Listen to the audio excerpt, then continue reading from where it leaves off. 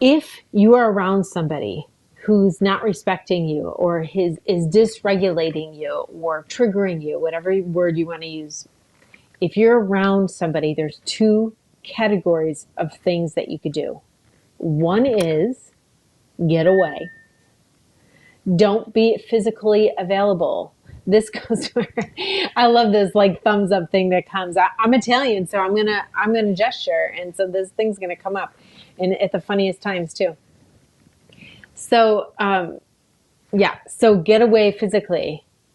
You don't have to rise above or be evolved enough to like not have to be triggered by somebody. That's not your job. Get away from them if you can't trust them.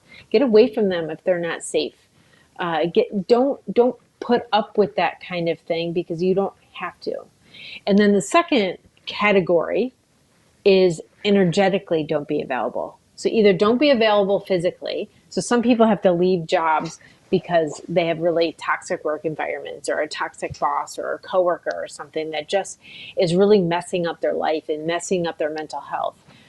And sometimes you can't leave that job or you don't want to leave the job. You love the job, but there is this person that's really difficult. So you could either take physical space from them or take energetic space from them. So the physical space, really understandable. We get it. You're just going to take physical space from somebody. Yeah, get out of there.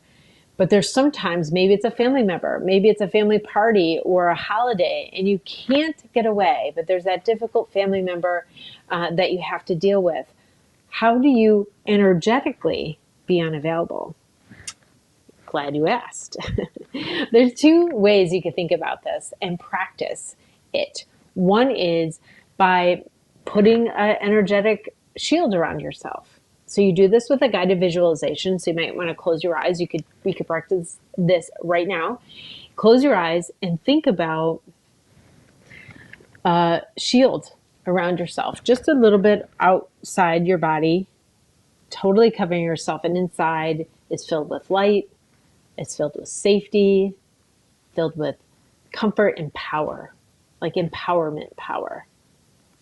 And usually I like to think about that symbolized by light, like a bright golden light helps me symbolize that kind of power. And it's shooting out from the inside of me all directions.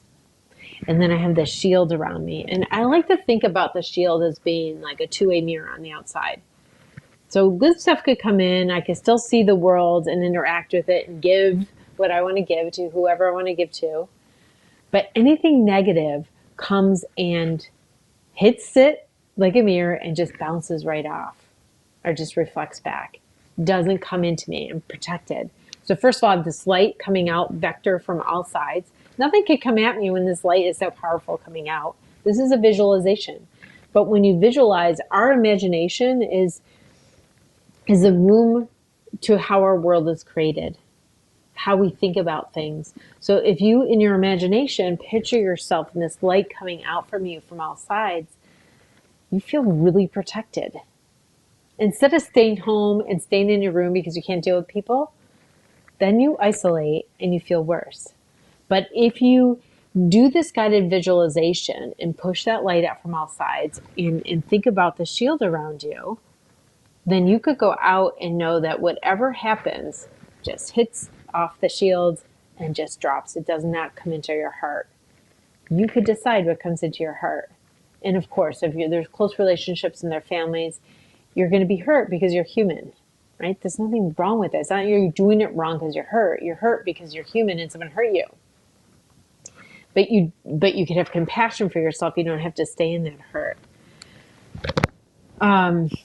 Okay, so what was that? So not being there, not being available energetically, especially if you know ahead of time that you're going to go into a context where there's that person who always is like passive aggressive or always like makes these jabs at you, and you know you're doing it. You consciously know you're going into this thing. You want to go to this event, but there's this person that's there, and you don't want to not go. Sometimes maybe you decide not to go. But sometimes you decide that you want to go, even though you have to deal with this person, so you could prep for it. Do that guided visualization.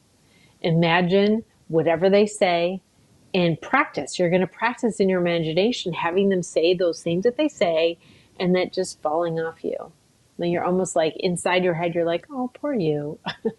Poor you, you just said that and it just fell to the floor. You know, like rethink the whole situation, because in that position, in your mind, you're in a position of power instead of a position of victimhood, and that stuff won't hurt you as bad.